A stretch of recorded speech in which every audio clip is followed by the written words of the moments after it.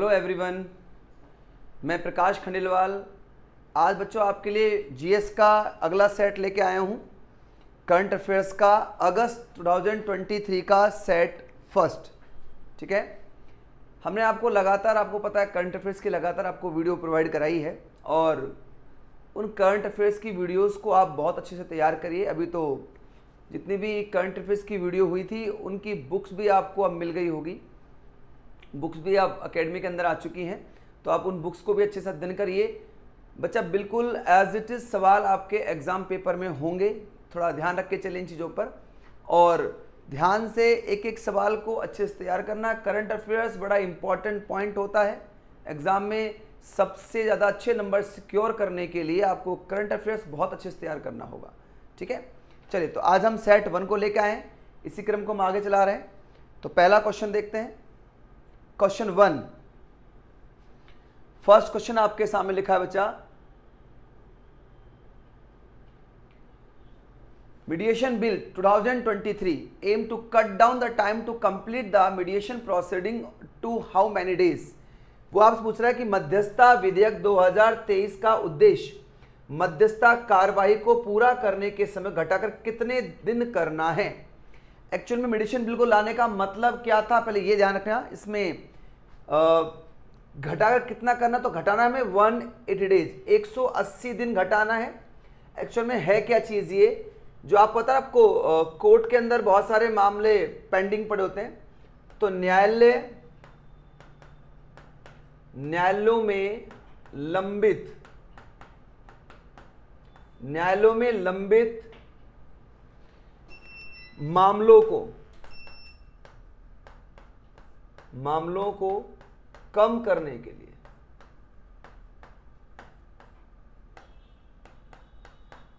ये बिल लाया जा रहा है। ठीक है, जो कोर्ट के अंदर आपके जो पेंडिंग बिल्स होते हैं, जो पेंडिंग केसेस होते हैं, उन पेंडिंग केसेस को कम करने के लिए ये बिल लाया गया है, मीडिएशन बिल 2023।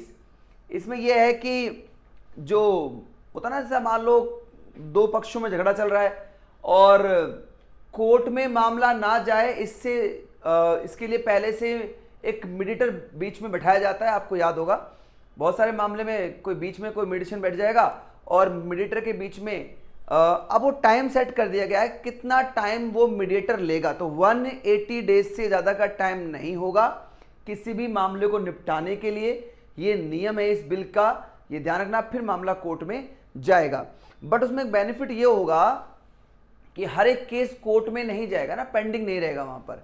ठीक है, तो न्यायालयों में लंबित मामलों को कम करने के लिए बिल लाया गया है। इसका टाइम दिया है 180 डेज, समय घटाकर इतना कर दिया गया है। ठीक है, मैं यहां पे लिखता हूं इंग्लिश में भी, to cut down the time to complete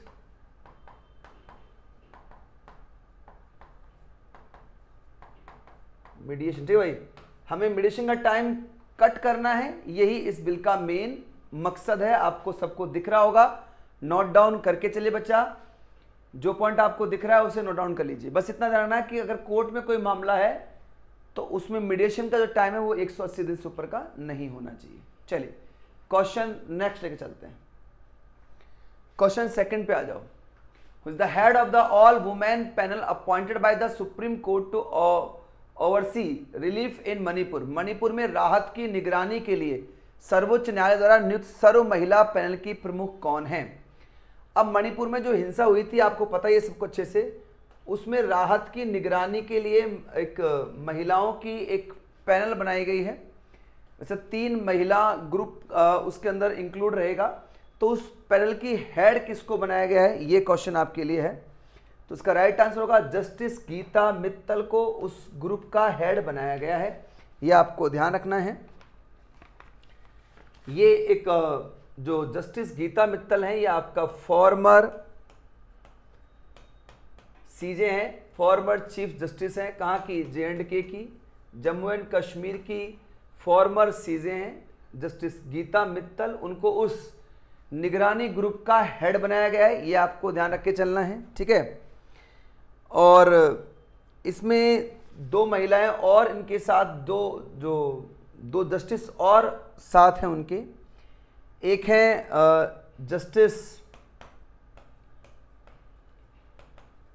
Shalini Joshi, ये भी इनके साथ ग्रुप में हैं, और एक हैं जस्टिस आशा मेनन। तो दो जज भी साथ में रहेंगी, महिला जज, और ये रहेंगी हेड जस्टिस गीता मित्तल, मणिपुर में जो राहत पहुंचाने के लिए, ताकि उनको हर सुविधाएं, उनको हर बेनिफिट उपलब्ध हो पाए। जो मणिपुर हिंसा में जो लोग प्रभावित हुए हैं उन सबको सुविधा देने के लिए एक ग्रुप बनाया गया है, जिसकी हेड है जस्टिस गीता मित्तल। कर पाओगे आराम से, 3 महिलाओं का ग्रुप होगा, आपके सामने लिखा हुआ है। अच्छा, एक सवाल और बन सकता है इसी में ही। एक सवाल ये बनेगा कि जो हिंसा हुई थी मणिपुर में, उसकी जांच करने के लिए किस आईपीएस अधिकारी को नियुक्त किया गया है, उसका भी नाम एग्जाम में आ सकता है। तो मणिपुर हिंसा की जांच करने के लिए, हिंसा की जांच करने के लिए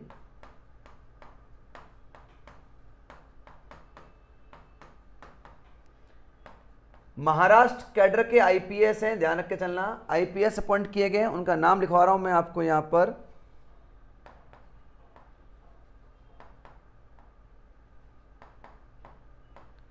दत्तात्रेय, उनका पूरा नाम है दत्तात्रेय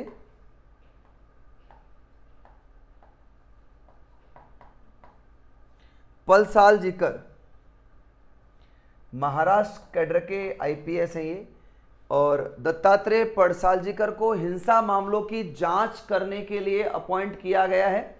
और जो ये भी जो गीता मित्तल है ना, ये उस कैंप की हेड है जो राहत प्रोवाइड कराएगा, उसकी बात करूंगा, ठीक है। अंतर दोनों सवालों में, ये जो मणिपुर में हिंसा हुई है उसकी जांच तो ये कर रहे हैं दत्तात्रेय पडसेलकर, ये तो कर रहे हैं आईपीएस कैडर के, मतलब ये महाराष्ट्र कैडर के आईपीएस हैं, इनको हिंसा की जांच करने के लिए अपॉइंट किया गया। इस क्वेश्चन को ध्यान रख के चलना, बड़ा फेमस सवाल हो सकता है इस बार, ठीक है। और ये जो जस्टिस बनाई गई है, जस्टिस गीता मित्तल, ये मणिपुर में राहत सुविधाएं उपलब्ध कराएंगे। 3 महिला ग्रुप है जो आपके सामने, यहाँ पे 2 नाम और मैंने दे दिए हैं, नोट डाउन करके चलिए बच्चा, ध्यान रखना। क्वेश्चन बहुत बढ़िया है, सवाल 2 प्रकार का बन गया है, अलग अलग टाइप के सवाल हो गए यहाँ पर। ये जांच वाला हेड होगा और वो राहत वाला हेड होगा, ठीक है। वो आपको बेनिफिट प्रोवाइड कराएंगे, सुविधाएं देंगे, और ये उस कांड की जांच करेंगे, ठीक है। चलिए अगला क्वेश्चन देखते हैं, नेक्स्ट सवाल देखिए।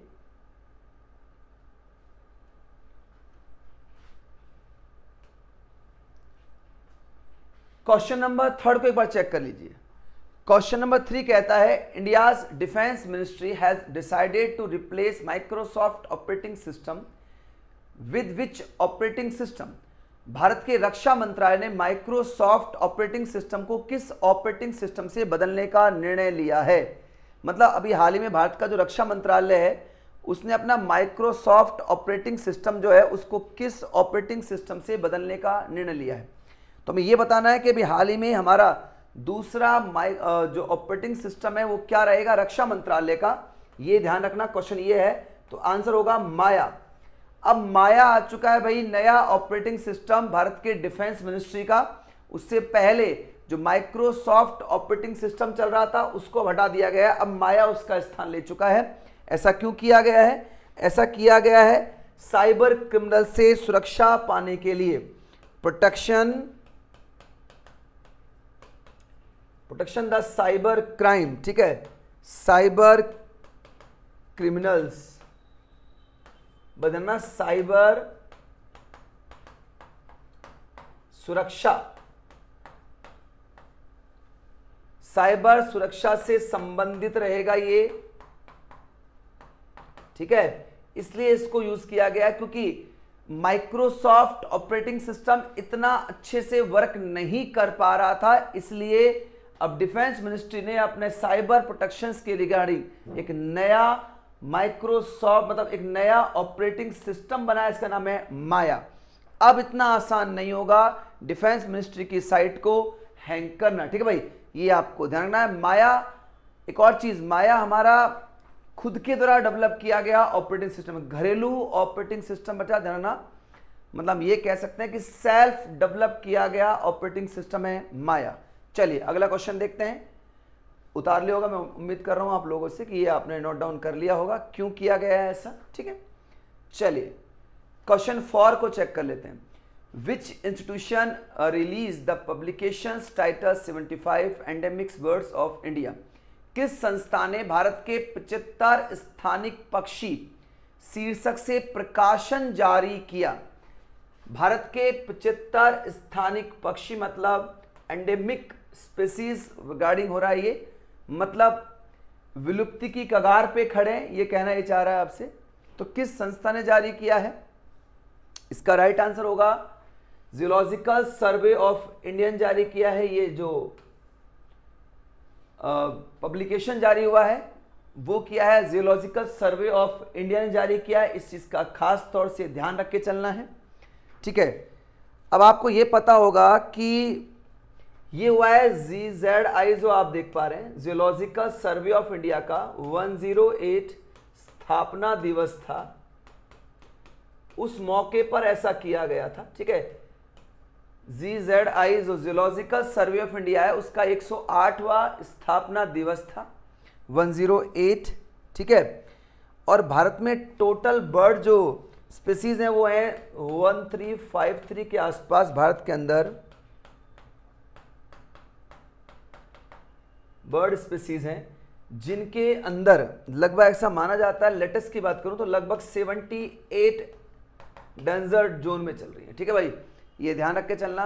तो बड़ी संकट की स्थिति है। भारत दुनिया के बड़े देशों में से एक है बेटा जहां पर एनिमल्स और बर्ड की संख्या काफ़ी बड़ी मात्रा में है। अभी हाल ही में एक रिपोर्ट भी आई थी, आपको याद होगा, उस रिपोर्ट में भी कहा गया था कि टाइगर की संख्या के मामले में इंडिया काफ़ी अच्छी पोजीशन पे आ चुका है, ठीक है। तो अब ये सब चीज़ें क्या हैं कि आने वाले देश जो समय रहेगा उसमें भारत के लिए अच्छी बात है। तो उस कंडीशन में ये बताया गया है, जो पब्लिकेशन प्रकाशित हुआ था वो 75 के रिगार्डिंग हुआ है, बाकी लेटेस्ट में 78 के आसपास बर्ड इस समय एंडेमिक जोन में चल रहा है, ध्यान रख के चलना, ठीक है। चलिए तो ये क्वेश्चन हो गया आपका जियोलॉजिकल सर्वे ऑफ इंडिया, भारतीय प्राणी सर्वेक्षण के द्वारा ये टाइटल प्रकाशित किया गया है। चलिए अगला क्वेश्चन देखते हैं। क्वेश्चन 5 को चेक कर लेते हैं। क्वेश्चन 5 देखिए, Indian Buddhist culture and heritage centre is being constructed in which country. Question ये है, भारतीय बौद्ध संस्कृति एवं विरासत केंद्र का निर्माण किस देश में किया जा रहा है। अब बौद्ध संस्कृति और विरासत से बात हो रही है तो आंसर होगा नेपाल, ठीक है। Indian Buddhist culture and heritage centre जो बिल्ड किया जा रहा है वो नेपाल में बिल्ड किया जा रहा है, ठीक है। और नेपाल में कहाँ बिल्ड किया जा रहा है, लुम्बिनी में। आपको याद होगा महात्मा बुद्ध का बर्थ प्लेस भी है ना ये लुम्बिनी, नेपाल का क्षेत्र, ठीक है। तो यहाँ पर ये सेंटर बिल्ड किया जा रहा है। अभी हाल ही में मोदी जी ने यहाँ जाकर इनॉग्रेशन किया था इस सेंटर का। नेपाल भी आपको पता है काफ़ी बड़ी मात्रा में, हम भी बौद्धिस्ट मानने वाले काफ़ी बड़ी मात्रा में मौजूद हैं तो इसलिए नेपाल में इस सेंटर का निर्माण किया जा रहा है। इस चीज़ का खास तौर से आपको ध्यान रख के चलना है। आंसर क्या करके आओगे, नेपाल। अगर जगह पूछे तो क्या करके आओगे, लुम्बिनी में इस बौद्ध सेंटर को डेवलप किया जा रहा है। चलिए अगला क्वेश्चन देखते हैं। नोट डाउन कर लिया होगा, कुछ खास बड़ा सवाल नहीं है यहाँ पर उतारने के लिए, ठीक है। चलिए क्वेश्चन नंबर 6 को चेक कर लेते हैं। Which Indian players finish as runner up at the Australian open badminton tournament. कौन सा भारतीय खिलाड़ी ऑस्ट्रेलियन ओपन बैडमिंटन टूर्नामेंट में उपविजेता रहा। क्वेश्चन है, भारत का कौन सा ऐसा खिलाड़ी है जो ऑस्ट्रेलियन ओपन बैडमिंटन टूर्नामेंट में फिनिशर्स मतलब रनअप रहा है। रनअप मतलब जो सेकंड पॉइंट होता है, फिनिशर या रनअप कौन रहा है वो आपको ध्यान रख के चलना है। तो इसका रनअप कौन रहा है ऑस्ट्रेलिया ओपन बैडमिंटन टूर्नामेंट का, तो इसका राइट आंसर होगा बच्चा HS प्रणॉय, ठीक है। ये इसका राइट आंसर होगा, ये रहे रनअप, ठीक है।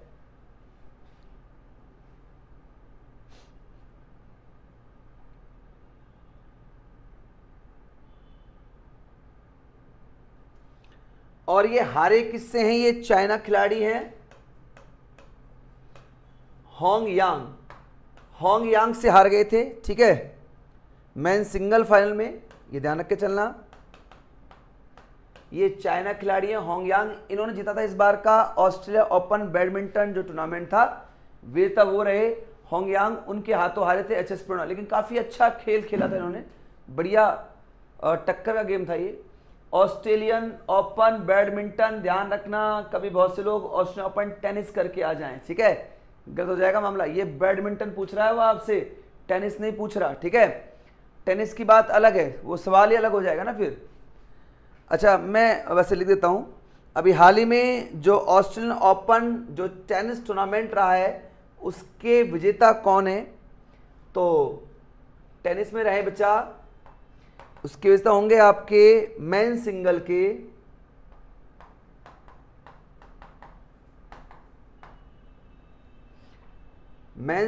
के विजेता रहेंगे बच्चा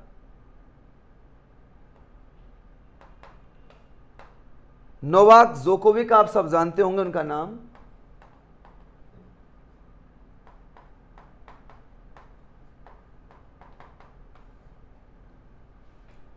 ठीक है। नोवाक जोकोविच ने अभी हाल ही में जो ऑस्ट्रेलियन ओपन टेनिस टूर्नामेंट था उसका मेन सिंगल जो खिताब जीता था वो नोवाक जोकोविच ने जीता है, ध्यान रखना, ये टेनिस से है और ये है बैडमिंटन। ध्यान रखकर चलना, दोनों सवालों में काफी डिफरेंस होगा, इस चीज का आपको पता होना चाहिए, ठीक है। चलिए, मैंने हिंट दे दिया आपको, सवाल आ गया इसलिए बता दिया कि कुछ लोग गलती कर सकते हैं, इसको बैडमिंटन ना समझ के टेनिस समझ लेते हैं, जो गलत हो जाएगा। चलिए अगला क्वेश्चन देख लेते हैं। क्वेश्चन नंबर 7 को चेक करिए। Kuttikanam palace which was seen in the news is located in which state या यूटी। कुट्टिकनम पैलेस जो खबरों में था किस राज्य केंद्र शासित प्रदेश में स्थित है। ये एक महल है, ध्यान रख के चलना, ये बड़ा चर्चा में रहा अभी, ये किस जगह स्थित है, तो इसका राइट आंसर होगा केरला, ये केरला में है। अच्छा, ये 130 इयर्स ओल्ड है, ध्यान रख के चलना, 130 साल पुराना महल है ये कुट्टिकनम जो अभी चर्चा में रहा। एक्चुअल में ये त्रावणकोर के जो राजा हैं, त्रावणकोर के राजाओं का ग्रीष्मकालीन समर रेजिडेंट था, उनका ग्रीष्मकालीन निवास स्थान है, ठीक है। ये मतलब सॉरी था, ये त्रावणकोर के राजाओं का ग्रीष्मकालीन निवास स्थान था, एज ए सब आपका समर रेजिडेंट यहां पे किया करते थे वो लोग, ये रहते थे गर्मियों के दिनों में, तो काफी फेमस है ये कुट्टिकनम पैलेस, इसलिए चर्चा में रहा है, ठीक है। तो 130 साल पुराना भी है, ये भी ध्यान रख के चलना। अभी हाल ही में केरल सरकार इसको एज ए म्यूजियम में ट्रांसफर करना चाह रही है, इसलिए चर्चा में रहा है, ठीक है। और एक और चीज, इसको मॉन्यूमेंट भी डिक्लेयर किया है केरल सरकार ने वहां पर, तो डिक्लेयर मॉन्यूमेंट, ध्यान रख के चलना, मेन चर्चा में न मॉन्यूमेंट भी है इसको मॉन्यूमेंट डिक्लेयर कर दिया गया है, ठीक है, इसको मॉन्यूमेंट डिक्लेयर किया है, इस चीज का भी ध्यान रख के चलना है, इसलिए भी ये चर्चा में है, ठीक है। अभी हाल ही में केरल सरकार ने इसको मॉन्यूमेंट डिक्लेयर किया है, इस महल को, कुट्टिकनम पैलेस को। चलिए, ये क्वेश्चन भी आपको समझ में आ गया होगा, आगे देखते हैं। क्वेश्चन नंबर 8 पे आ जाओ। Where is the ISRO telemetry tracking and command network ISTRAC located. ISRO telemetry tracking और कमांड नेटवर्क कहां स्थित है, जगह पूछी है, तो इसरो का टेलीमेट्री ट्रैकिंग और कमांड नेटवर्क कहां पर, तो आंसर होगा बेंगलुरु, तो ये बेंगलुरु के अंदर है बच्चा, ठीक है। इसमें क्या होता है, इसरो के जितने भी लॉन्चिंग है, जितने भी हम सैटेलाइट लॉन्च करते हैं, उन सभी सैटेलाइट को ये टेलीमेट्री ट्रैकिंग और कमांड प्रोवाइड कराता है, ये ध्यान रख के चलना। जितने भी सैटेलाइट लॉन्च होते हैं उन सबको टेलीमेट्री ट्रैकिंग और कमांड उपलब्ध करा रहा है ये बेंगलोर के अंदर है। यही बस का सवाल बनेगा, प्लेस ही पूछ सकता है इसरो को, कि अभी हाल ही में चंद्रयान 3 काफी चर्चा में है, तो क्वेश्चन यहां से बन सकता है इसरो से भी। चलिए अगला क्वेश्चन देखते हैं। क्वेश्चन नंबर 9 पे आ जाओ। Which country sign the communication interoperability and security memorandum of agreement CISMOA with the US? किस देश ने अमेरिका के साथ communication interoperability and security memorandum of agreement पर हस्ताक्षर किए? अब communication interoperability and security memorandum of agreement पर हस्ताक्षर किस देश ने किए हैं? US के साथ, यह आपको ध्यान रख के चलना है। तो अभी हाल ही में जो आप ये एग्रीमेंट देखते हैं CISMOA, ये जो आप एग्रीमेंट देख रहे हैं, ये किस देश ने अभी US के साथ साइन किया इस एग्रीमेंट पर? तो इसका राइट आंसर होगा पाकिस्तान ने साइन किया है इस एग्रीमेंट पर, अमेरिका के साथ CISMOA एग्रीमेंट पर। अब CIS और MOA क्या होता है, इसको फिर चेक कर लेते हैं एक बार। यह है कम्युनिकेशन एंड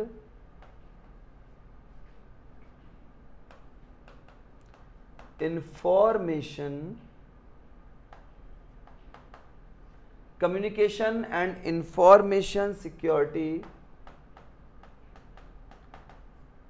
सिक्योरिटी मेमोरेंडम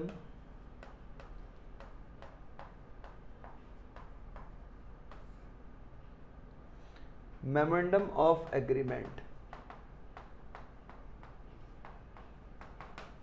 ये CISMOA का फुल फॉर्म हो गया, communication and information security memorandum of agreement. ये हमें ध्यान रख के चलना है, ठीक है। CIS इंट्रो आपका ऑपरेबिलिटी जो वर्ड यूज किया गया है, इंफॉर्मेशन सिक्योरिटी के रिगार्डिंग वर्ड यूज होगा वो, ठीक है। तो CIS अमेरिका ने अभी साइन किया है पाकिस्तान के साथ। अब इसमें क्या होता है, अमेरिका ये जो एग्रीमेंट आप देख रहे हैं CISMOA, ये हमेशा उन देशों के साथ अमेरिका करता है जिनके साथ वो सैनिक संबंध बनाए रखना चाहता है।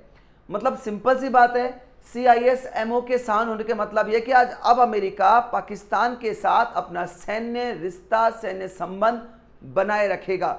अब भारत के पक्ष में देखी जाए तो इस तरह के एग्रीमेंट से सिर्फ नुकसान ही होगा ना भाई, फायदा नहीं होगा, क्योंकि अब अमेरिका का सिंपल सी बात है, अमेरिका का ये एग्रीमेंट जो साइन हुआ है पाकिस्तान के साथ, इसमें अमेरिका पाकिस्तान के साथ अपनी सैन्य जरूरतें, सैन्य संसाधन, सैन्य सिक्योरिटीज अब ये पाकिस्तान को प्रोवाइड कराएगा, या पाकिस्तान की सुरक्षा के रिगार्डिंग ये समझौता हो रहा है। आप ये मान चलिए, तो मेनली मान के चलना कि ये सैन्य रक्षा संबंध है। तो भारत के प्रोस्पेक्ट पे देखी जाए तो इसका थोड़ा सा नेगेटिव इफेक्ट तो है, ठीक है। अब चूंकि आप तो सब जानते हो अमेरिका की जो प्रोपेगेंडा होते हैं उनको पता है आप लोगों को, अमेरिका हमेशा भारत का साथ ना देके हमेशा पाकिस्तान का साथ देता आया है, और शुरुआत से उसका यही फंडा रहा है, आपको पता है। और अमेरिका तो चाहता है कि वॉर कभी खत्म ही ना हो।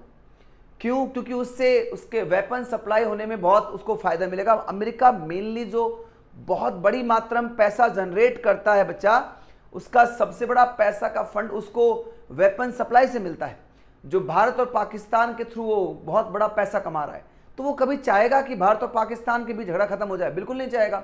इसलिए वो हमेशा भारत के अकॉर्डिंग काम नहीं करता, और भारत के एंटी ही जो लोग हैं उनके साथ उसका डील रहता है। अब ये भारत को भी अपनी फॉरेन पॉलिसीज को देखना पड़ेगा इस चीज़ के लिए कि क्या हमारे लिए अमेरिका उतना सूटेबल रहेगा, या रशिया हमारे लिए सूटेबल। वैसे बेटर तो बेटा आप जब जानते ही हो कि रशिया हमारा बहुत पुराना मित्र भी है और हमारा हर जगह साथ देने वाला देश भी है, तो ऑटोमेटिकली भारत का जो पक्ष होना चाहिए वो रशिया की तरफ ज़्यादा होना चाहिए अपेक्षा अमेरिका। अभी हम थोड़ा सा बीच में जब मनमोहन सिंह वाला टाइम आया था, हमारे जो प्रधानमंत्री मनमोहन सिंह बने थे, उस टाइम पे हमारा पूरा झुकाव जो हो गया था वो हो गया था आपके अमेरिका की तरफ।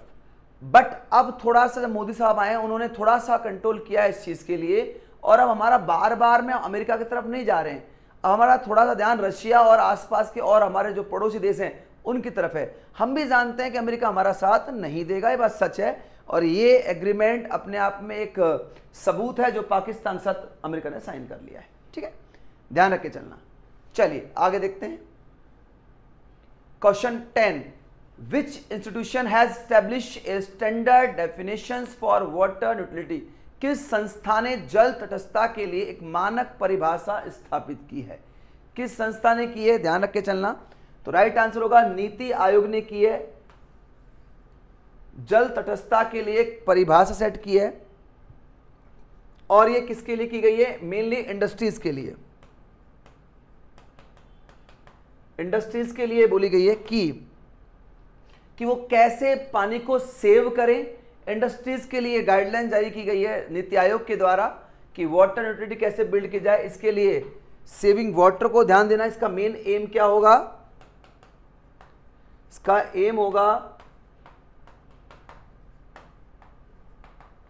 सेविंग वाटर, बस ये इसका मेन एम है। तो नीति आयोग चाहता है कि इंडस्ट्री में जो बहुत बड़ी मात्रा में पानी खराब होता है या पानी का वेस्टेज बहुत ज़्यादा होता है, उसे कैसे सेव किया जाए, इसके लिए ये जो वाटर यूटिलिटी आप देख पा रहे हैं डेफिनेशन जनरेट जारी की है आपकी नीति आयोग ने। ठीक है, इंडस्ट्रीज के लिए मेनली फोकस किया गया इस चीज़ के ऊपर। आगे देखिए question 11, which institution release the rice price index? कौन सी संस्था चावल मूल्य सूचकांक जारी करती है? चावल मूल्य सूचकांक किसने जारी किया है, उस संस्था का नाम बताना अपन को। क्वेश्चन नंबर 11 का आंसर होगा FAO। तो इसने जारी किया है चावल मूल्य सूचकांक। FAO जो संस्था है आपके सामने, FAO का पूरा नाम होता है फूड एंड एग्रीकल्चर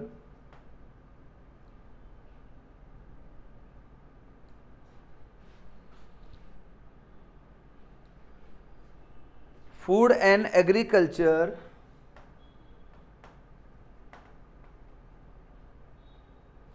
ऑर्गेनाइजेशन।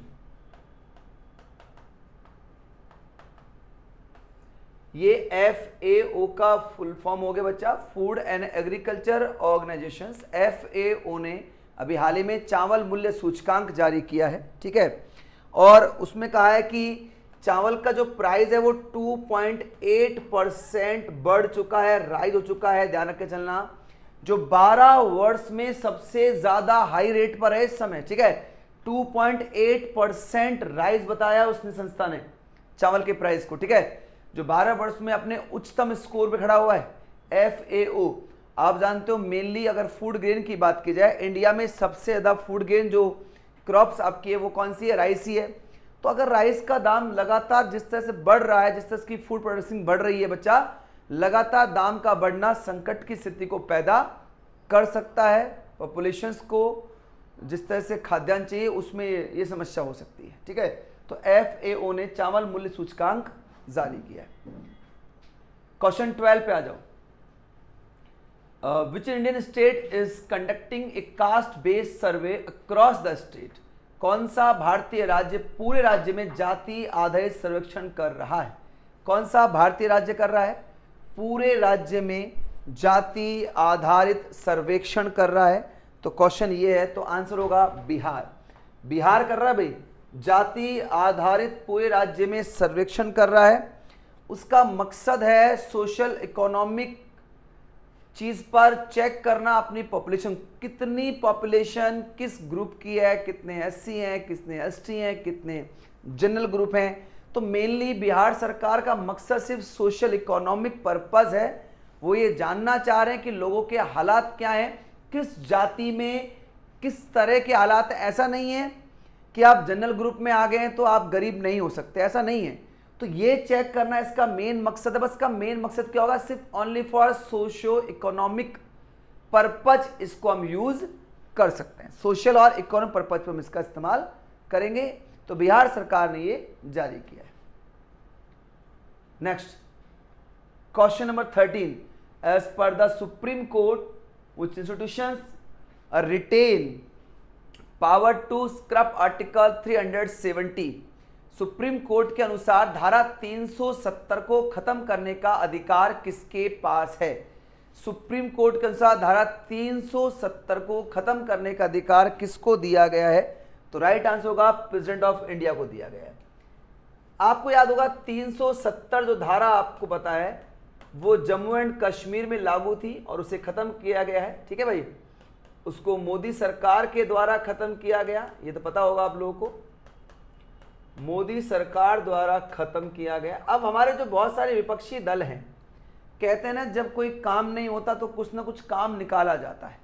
अब जो हमारा विपक्षी दल है वो ये कह रहा है कि ऐसे कोई भी सेक्शन, कोई भी धारा सरकार जल्दी से खत्म नहीं कर पाएगी।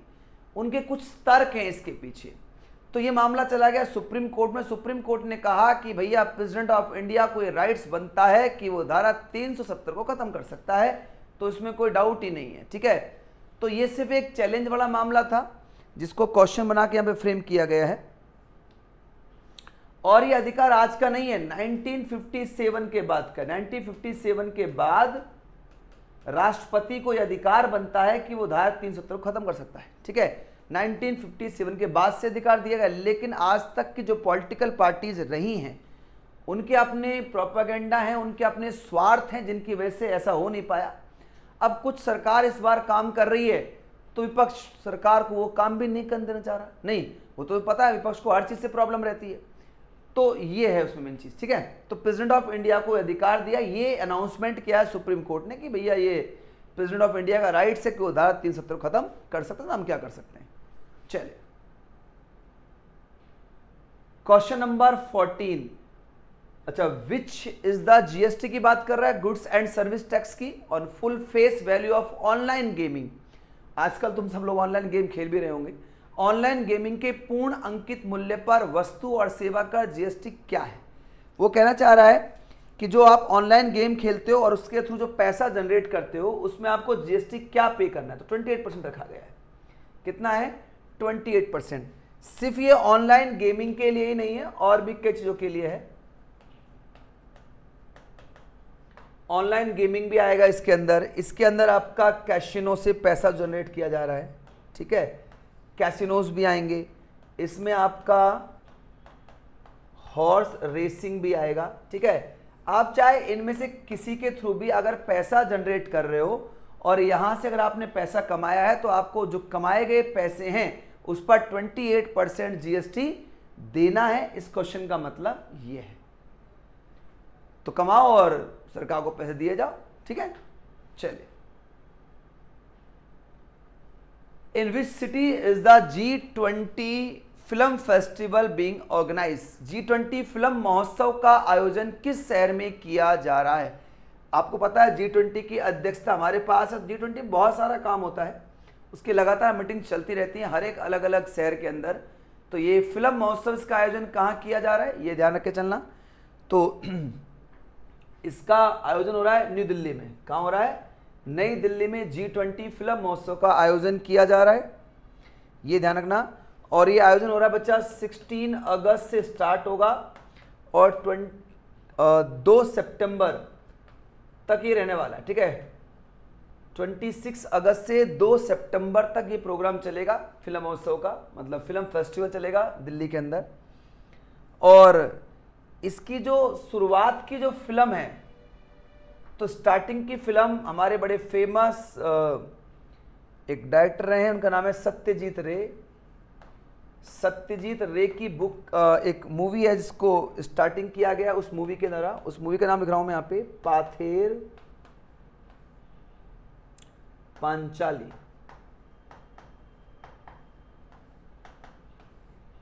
इस मूवी से स्टार्टिंग किया गया है उस फिल्म महोत्सव का, G20 का।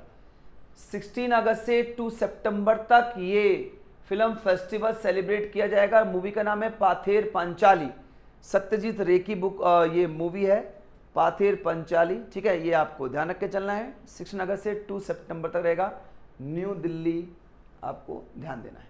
चलिए अगला क्वेश्चन देखते हैं। Question 16, Nehru memorial museum and library has been renamed. Nehru memorial संग्रहालय और पुस्तकालय का नाम बदलकर क्या रखा गया है? चलो एक और नया सवाल आपको मिल जाता है। इसका नया नाम रखा गया है PM museum and library. PM संग्रहालय और पुस्तकालय नाम दिया गया है, पहले नाम था नेहरू मेमोरियल आपका म्यूजियम। ठीक है, अब देखो हर सरकार कुछ ना कुछ तो बदलाव करती है, इसमें तो कोई डाउट ही नहीं। मैं इसमें पॉलिटिकल पॉइंट नहीं लेके जाऊंगा, क्योंकि बदलाव होते हैं जब कोई नई सरकार आती है तो पुरानी सरकार के कुछ नाम या उसके कुछ काम के जो वर्ड होते हैं उनको बदलती है। ऐसा यहाँ भी हुआ है, बट अपने अपने तर्क हैं इसके पीछे। इसमें किसी एक व्यक्ति का नाम हाईलाइट हो रहा था, अब पीएम कहने से अब पूरे ग्रुप का नाम हाईलाइट होगा। इसमें किसी सिंगल व्यक्ति का नाम वहाँ पे नहीं रखा गया है, बट कांग्रेस विरोध कर रही है इस चीज़ का, कि वो ये कह रही है कि जो नेहरू साहब हैं उनकी जो नेशनल मूवमेंट में उनका जो पार्टिसिपेशन है उसे कम किया जा रहा है, ऐसा करके। पर बीजेपी ने कहा कि इसमें किसी व्यक्ति का नाम नहीं रख रहे हैं, हम हर एक पोस्ट को रिप्रेजेंट करते हुए दे रहे हैं और हम उस पद का सम्मान कर रहे हैं। हमने नाम हमारे नाम पे नहीं रखा है, हमने पीएम के नाम पे रखा है, अब चाहे पीएम कोई भी हो। ठीक है, किसी एक व्यक्ति का यहाँ पे प्रोसेस को नहीं रखा गया है। चलिए, तो एक पॉलिटिकल पॉइंट भी हो गया। ठीक है, तो इसका नया नाम पूछ सकता है पीएम म्यूजियम एंड लाइब्रेरी, इसका नया नाम होगा। अच्छा, इस नेहरू मेमोरियल म्यूजियम की जो स्थापना हुई थी, इसका डेवलपमेंट हुआ था 1 अप्रैल 1966 में। इसका फाउंडेशन हुआ था, ये ध्यान रख के चलना है। ठीक है, चलिए अगला क्वेश्चन देखते हैं। आया समझ में? 1 अप्रैल 1966 में बिल्ड हुआ था Nehru memorial museum. How many gallantry awards have been approved by the President on the occasion of 77th Independence Day? 77th स्वतंत्रता दिवस के अवसर पर राष्ट्रपति ने कितने वीरता पुरस्कारों को मंजूरी दी? अब कितने वीरता पुरस्कार को मंजूरी दी गई है इस अभी हाल ही में इंडिपेंडेंस डे पर? तो इसका राइट आंसर होगा 76 वीरता जो पुरस्कार है उनको इस चीज की मंजूरी दी गई है, ये ध्यान देना। ठीक है, चलिए तो आंसर होगा 76। ओके, नेक्स्ट सवाल देखते हैं। इसमें ज्यादा नहीं पूछे क्योंकि बहुत बड़ा सवाल बन जाएगा। कितने आपके कीर्ति पुरस्कार रहे हैं, कितने आपके शौर्य चक्र रहे हैं, तो ये सब अलग अलग डाटा हैं। आप इसको देख पाओगे, अपने गूगल पर देख लेना, क्योंकि मैं यहाँ लिखूंगा तो काफी बड़ा इसका क्वेश्चन बन जाएगा। ठीक है, चलिए ऐसे पूछेगा भी नहीं आपसे, पर डायरेक्ट पूछेगा बताओ कितने गैलेंट्री अवार्ड्स को मान्यता यहाँ पर दी गई है एंट्री, तो 76 आएगा। Next, which player won the men's title of Wimbledon grand slam 2023? Wimbledon grand slam 2023 का पुरुष खिताब किस खिलाड़ी ने जीता? तो आपको ये ध्यान देना है किस खिलाड़ी ने अभी हाल ही में विम्बलडन ग्रैंड स्लैम 2023 का पुरुष खिताब जीता है। तो आंसर होगा इसका कार्लोस अल्कराज। ठीक है, ये इसका राइट आंसर होगा। और ये इन्होंने पहली बार जीता है, बच्चा ध्यान रखना, ये उनका पहला अवार्ड है। और उन्होंने किसको हराया? उन्होंने नोवाक जोकोविच को हराया। बहुत सिंपल सा, ऊपर देखना, जीतने वाला ये रहा है, इसको ध्यान रखना, कार्लोस अल्कराज को। और हराया है उसने नोवाक जोकोविच को। कार्लोस का ये पहला अवार्ड होगा, पहला ग्रैंड स्लैम है जो उन्होंने नोवाक जोकोविच को हरा के जीता है। ये खिलाड़ी तो आप सब जानते हो, बड़ा पॉपुलर खिलाड़ी है। ठीक है, चलिए अगला क्वेश्चन देखते हैं। नेक्स्ट सवाल, क्वेश्चन 19 देखिए। India participating with which country in the military exercise nomadic elephant 2023? Bharat किस देश के साथ सैन्य अभ्यास नोमैडिक एलिफेंट 2023 में भाग ले रहा है? आपको यह बताना है कि जो सैन्य अभ्यास है नोमैडिक एलिफेंट 2023, इंडिया किसके साथ उसमें पार्टिसिपेट कर रहा है? सवाल ये बना हुआ है। ठीक है, आपको उस कंट्री का नाम बताएं इसके साथ भारत पार्टिसिपेट कर रहा है। तो इसका राइट आंसर होगा मंगोलिया। भारत मंगोलिया के साथ इस इवेंट में पार्टिसिपेट कर रहा है, आंसर मंगोलिया होगा। ये मिलिट्री एक्सरसाइज कब से कब तक चलाई जा रही थी? तो ये होगा 17 जुलाई से स्टार्ट हुई और 31 जुलाई तक ये मिलिट्री एक्सरसाइज हुई। कहां पर हुई ये जगह पता होना चाहिए। तो उलान बटेर, उलान बटोर, ठीक है, उलान बटोर ये मंगोलिया में ही है। यहाँ पे हुई, और ये 15th एडिशन था उसी क्रम में, कभी इंडिया में होती है कभी मंगोलिया में होती है, उन दो देशों का प्रोसेस है। उलान बटोर में हुई है, ध्यान रखना बच्चा, और ये 17 जुलाई से 31 जुलाई के बीच में हुई है, 15th एडिशन होगा इस एक्सरसाइज का। इसका नाम है नॉमेडिक एलिफेंट 2023। उम्मीद कर रहा हूं जगह पूछ सकता है, या ये तो खैर नहीं पूछेगा कौन सा एडिशन था, बट जगह पूछ सकता है और टाइम पूछ सकता है, और किन दो देशों का ये बीच का मिलिट्री एक्सरसाइज जो मैंने आपको लिखी दिया है, मंगोलिया और India, nomadic elephant. Okay, question 20 देखिए, who has recently release the national multi dimensional poverty index. हाल ही में राष्ट्रीय बहुआयामी गरीबी सूचकांक किसने जारी किया? तो राष्ट्रीय बहुआयामी गरीबी सूचकांक किसने जारी किया है? पॉवर्टी इंडेक्स को जारी किसने किया है? तो ये जारी किया बच्चा, ध्यान रख के चलना, इसका आंसर होगा नीति आयोग ने जारी किया अभी हाल ही में पॉवर्टी इंडेक्स। ठीक है, अब ये कहा गया है कि 13.5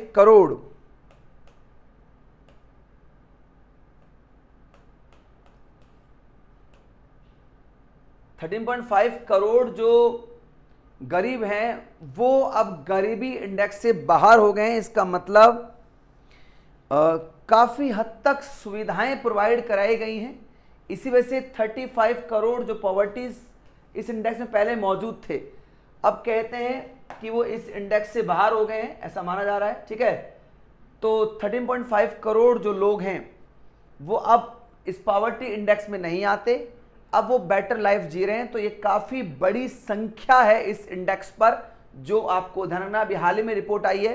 तो क्वेश्चन 2 बन सकते हैं, कितने करोड़ लोग अभी पॉवर्टी इंडेक्स से बाहर हुए हैं? तो 13.5 करोड़ ये अपनी बेटर लाइफ को प्रोसेस में ला रहे हैं, अभी गरीब रेखा से बाहर हो गए। ठीक है, तो एक काफी बड़ा डाटा है जो ध्यान रख के चलना है। तो आंसर दिया है नीति आयोग ने।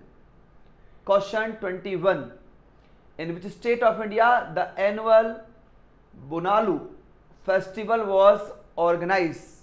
ओके, ये कह रहा है कि बोनालू जो महोत्सव है वो किस राज्य में आयोजित किया गया है? तो आपको उस राज्य का नाम ध्यान रखना है जिसमें अभी हाल ही में बोनालू महोत्सव का आयोजन हुआ है।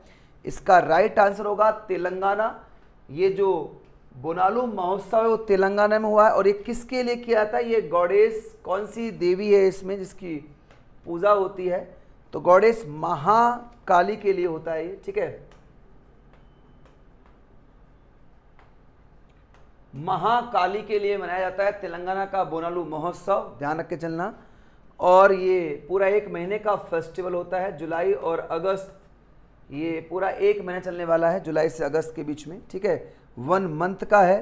कहते हैं 150 साल पहले महाकाली के क्रोध की वजह से बहुत बड़ी मात्रा में बीमारी फैल गई थी वहां पर, और इसीलिए गॉडेस महाकाली को प्रसन्न करने के लिए, खुश करने के लिए बोनालू महोत्सव का आयोजन तेलंगाना में किया था। इस तरह के सवालों में डायरेक्ट स्ट्रेट देके पूछेगा या किसकी पूजा होती है, बस, इसके अलावा और कोई सवाल यहां से नहीं बनता।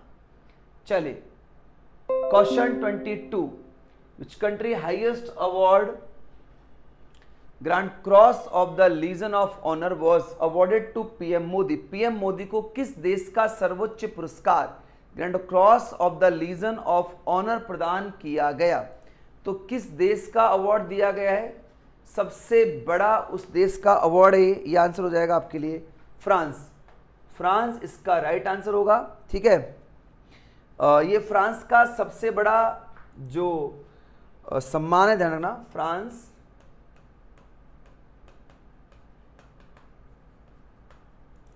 हाईएस्ट डेकोरेशन,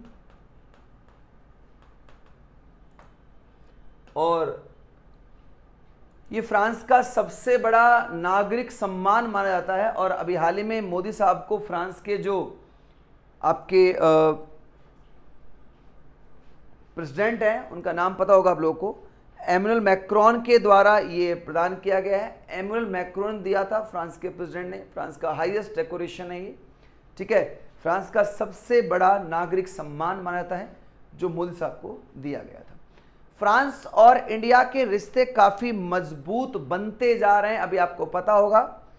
और इस मजबूत रिश्ते के रिगार्डिंग हमारी एक तो जो डील है सैन्य डील, वो भी पता होगा आप लोगों को, राफेल हमने मंगाए थे।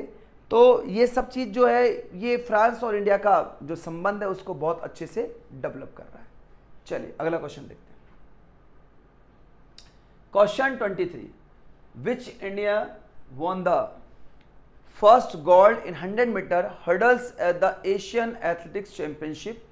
एशियाई एथलेटिक चैंपियनशिप में 100 मीटर बाधा दौड़ होती, जानते हो ना, उसमें स्टेप बाय स्टेप कूदना होता है। पहला स्वर्ण किस भारतीय ने जीता? तो बाधा दौड़ तो आप जानते हो, बैक टू बैक उसमें हर्डल्स आते रहते हैं, उनको पार करना होता है। तो 100 मीटर में पहला स्वर्ण किस भारतीय ने जीता है, ये ध्यान रख के चलना है। क्वेश्चन 23, इसका राइट आंसर होगा ज्योति याराजी। तो 100 मीटर में पहला गोल्ड मेडल जीता है ज्योति याराजी ने। और ये प्रतियोगिता हुई कहां पर थी? ये हुई थी बैंकॉक के अंदर।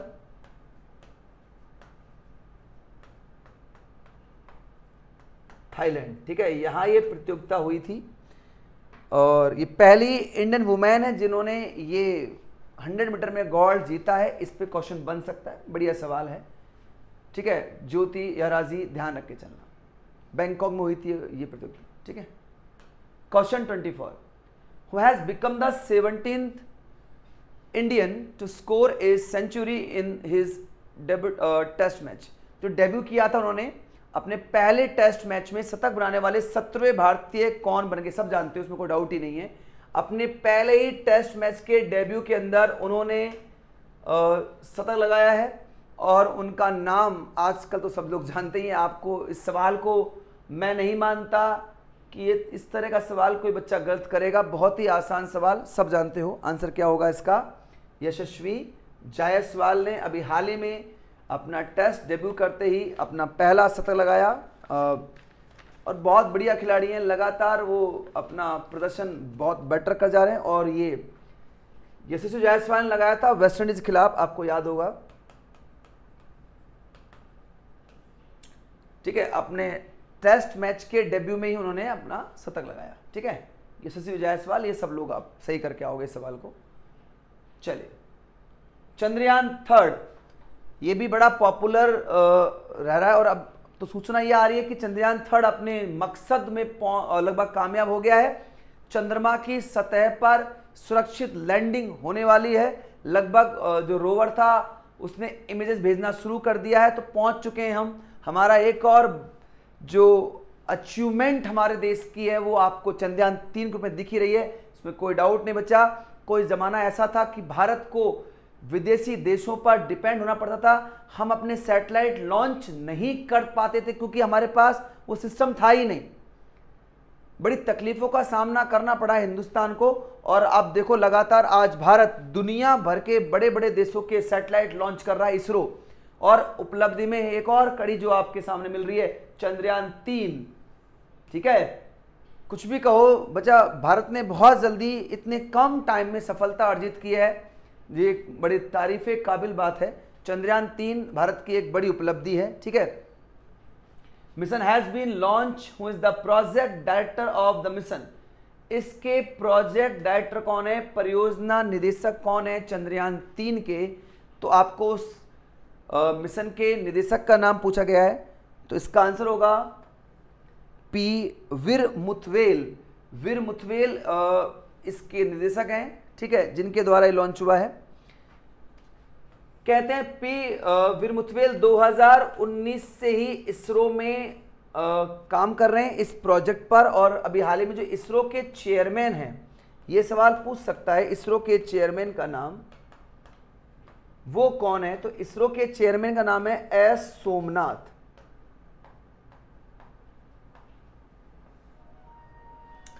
एस सोमनाथ इसरो के चेयरमैन होंगे, ये ध्यान रख के चलना है।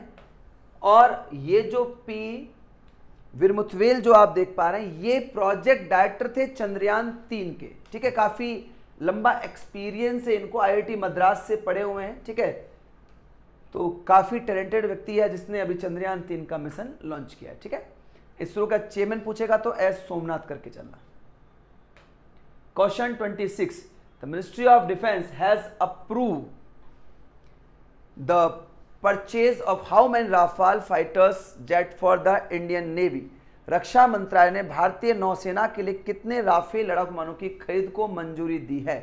अब ये भारतीय नौसेना के लिए है, ठीक है, तो कितनों को दी है मंजूरी, तो आंसर होगा 26 इनको दी है। और मैंने पहले कहा था कि फ्रांस से हमने राफेल का सौदा किया है, ठीक है, तो 26 भारतीय नौसेना को मजबूत करने के लिए लाए जा रहे हैं। इनको राफेल एम का नाम दिया गया है, यह आपका राफेल एम है, ठीक है, मैरिन फाइटर जेट बोलते हैं इनको। 26 राफेल मैरिन फाइटर जेट, ठीक है। एंड इसके साथ साथ हमने एक और काम किया है, 3 स्कॉर्पियन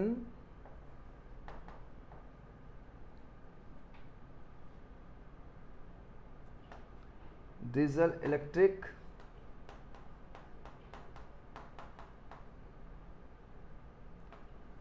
सबमरीन्स भी हमने परचेज किए, ठीक है। 26 राफेल एम के साथ साथ हमने 3 स्कॉर्पियन डीजल इलेक्ट्रिक सबमरीन को भी परचेज किया फ्रांस के साथ, और ये बहुत बड़ी डील हुई है अभी। तो फ्रांस से हमारे रिश्ते बड़े मजबूत बनते जा रहे हैं बच्चा, ये बहुत बड़ी उपलब्धि है आपके देश के लिए। लगातार सेना मजबूत होती जा रही है, और लगातार सेना मजबूत होगी तो जो दुश्मन हमारे हैं, जो हमसे खफा रहते हैं, या हम ये कह सकते हैं जो हम पे घात लगाए बैठे हैं, उनके लिए एक चेतावनी इस चीज से मिलेगी, ठीक है। तो ध्यान रख के चलना, ये कितने नेवी के लिए होंगे, ये होंगे 26। चलिए question 27, what is the rank of India in the world most powerful armies as per global fire power report. एक रिपोर्ट है, इस रिपोर्ट नाम है global fire power report. Global fire power report के अनुसार दुनिया की सबसे शक्तिशाली सेनाओं में भारत का स्थान कौन सा है। तो भारत का स्थान होगा नंबर 4 पर है बेटा, हम 4th नंबर पर। दुनिया की सबसे शक्तिशाली सेनाओं में हम 4 नंबर पर हैं। नंबर 1 पर है यूएसए, ध्यान रख के चलना, दुनिया की सबसे शक्तिशाली आर्मी यूएसए की मानी जा रही है। दूसरा देखो बच्चा, 2nd नंबर पर आएगा रशिया। ये एक रिपोर्ट है, फायर पावर रिपोर्ट के आधार पर है, ठीक है। और तीसरा है चाइना, और चौथा आपका सबसे अच्छा देश जो इंडिया है वो 4 नंबर पर है। बहुत बड़ी अचीवमेंट, 4थे नंबर की आर्मी है आपकी दुनिया की सबसे ताकतवर आर्मी, जिसका बहुत जल्दी आप लोग भी हिस्सा बनोगे। बेटा ये रैंक बढ़ती जा रही है भारत की लगातार। भारत बहुत पीछे था पहले इस चीज से, अब लगातार आगे बढ़ता जा रहा है।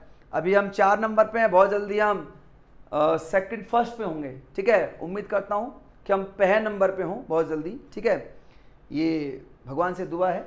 अच्छा, और ध्यान देना कि अभी जो रिपोर्ट आ रखी है उसमें ये देश आपके 1, 2, 3 रैंक पर रहेंगे, इस चीज का भी ध्यान रख के चलना है आपको, ठीक है।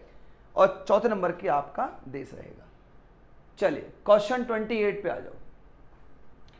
Who has become the first Indian to be named the best Asian under-20 male athlete of the year? वर्ष का सर्वश्रेष्ठ एशियाई अंडर-20 पुरुष एथलीट नामित होने वाले पहले भारतीय कौन बन गए भाई? तो बेस्ट एशियन अंडर-20 मेल एथलीट का नाम बताना है अपन को, तो इसका सही नाम होगा सेल्वा प्रभु तिरुमरन।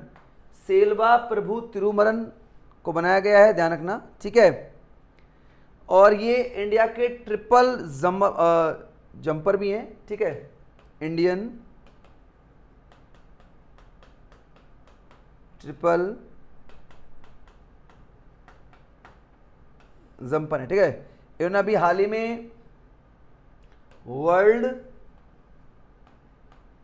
अंडर-20 एथलेटिक जो चैंपियनशिप हुई थी,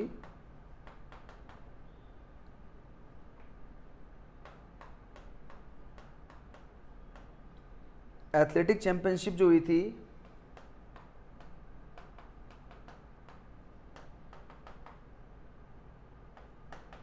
इन कोलंबिया, और ये हुई थी 2022 में। उन्होंने इन जो खिलाड़ी हमारा सेल्वा प्रभु तिरुमरन, इन्होंने सिल्वर मेडल जीता इस वर्ल्ड अंडर 20 एथलेटिक चैंपियनशिप में, सिल्वर मेडल जीता, इसलिए इनको वर्ष का सर्वश्रेष्ठ एशियाई अंडर 20 पुरुष एथलेटिक का इनका नाम नॉमिनेट किया गया है। ठीक है, मेल एथलेटिक के रूप में नेम फर्स्ट इंडियन है जिनका नाम नॉमिनेट हुआ है, नामित होने वाले। ठीक है भाई, तो इधर ना world under 20 athletic championship Colombia में हुई थी 2022 में, उसमें उन्होंने सिल्वर जीता था और ये इंडिया के ट्रिपल जंपर भी हैं। ठीक है, ये आपको ध्यान रख के चलना है। Question 29,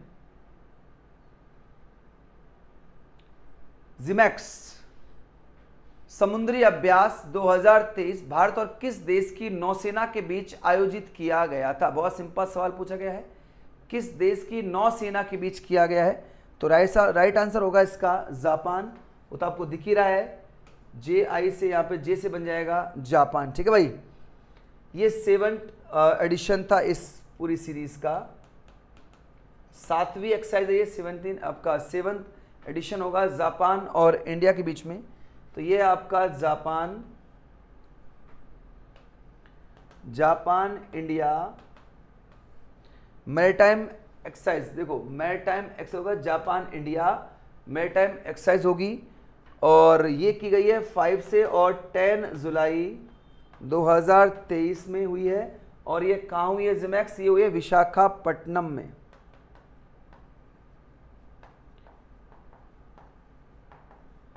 Visakhapatnam, India, Andhra Pradesh. ठीक है भाई, यहां पर एक की गई है विशाखापट्टनम में।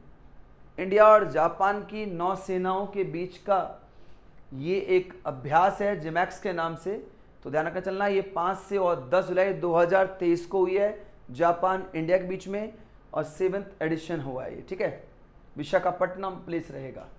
Last, in which country a national health emergency has been declared due to Guillain-Barré syndrome के कारण किस देश में राष्ट्रीय स्वास्थ्य आपातकाल घोषित किया गया? अब बताओ, आपको ये बताना है कि अभी एक बीमारी है गुइलेन-बैरी सिंड्रोम, उसकी वजह से किसी एक देश में अभी हाल ही में एक हेल्थ इमरजेंसी लगी है, तो किस देश में लगी है ये पता करना है अपन को। तो इसका राइट आंसर होगा, किस में लगाई गई है, तो आंसर होगा पेरू। या आपका आंसर होगा पेरू होगा, बेटा देना। ठीक है, इसका आंसर क्या होगा? पेरू। तो गुइलेन-बैरी सिंड्रोम के द्वारा पेरू के अंदर अभी हाल ही में हेल्थ इमरजेंसी लगाई गई है। 90 डेज की ये इमरजेंसी है बच्चा। ठीक है, कहते हैं 180 केस एक्टिव मिल गए इस सिंड्रोम के। ठीक है, 180 केस मिले हैं। गुइलेन-बैरी सिंड्रोम है क्या? ये नर्वस सिस्टम पर प्रहार कर रहा है बच्चा, मतलब ये नर्वस सिस्टम को ब्रेक करेगा और नर्वस सिस्टम को ब्रेक करने के बाद इंसान को बहुत जल्दी लकवा मार सकता है, उसके हाथ पैर सुन्न रह सकते हैं। ठीक है, आवाज बंद हो सकती है, यहां तक कि कैजुअलिटीज भी इसमें पॉसिबल है, इसमें डेथ के चांसेस भी। भाई ये बहुत बड़ी महामारी घोषित की जा सकती है बहुत जल्दी, गुइलेन-बैरी सिंड्रोम। ध्यान रख के चलना, वायरस का प्रोसेस है और है क्या, ये सब चीजें कुछ नहीं है बेटा, ये सब लगातार अब जो प्रॉब्लम्स हम झेल रहे हैं कई सालों से, पहले कोरोना था, अब ये नई नई चीज आप देख रहे हैं। तो अभी हाल ही में पेरू ने अपने यहाँ पर स्वास्थ्य इमरजेंसी घोषित की है 90 डेज की। ठीक है, चलिए, तो आई होप, मैं उम्मीद करता हूँ आपको पूरा पॉइंट समझ में आ गया होगा और नोट डाउन करके चलिए बच्चा, और ऐसे ही लगातार देखते रहिए करंट अफेयर्स की वीडियोस, आपको लगातार यहाँ पे मिलते रहेंगे। और अपने जो भी आइडियाज़ हैं, जो भी आपको लग रहा है कि कुछ चीज़ समझ नहीं है, अपना डिस्कस यहाँ पे आप अपने टीचर के साथ कर सकते हैं। गुड लक बच्चों, bye. Kindly subscribe D-Day YouTube channel and don't forget to press bell icon.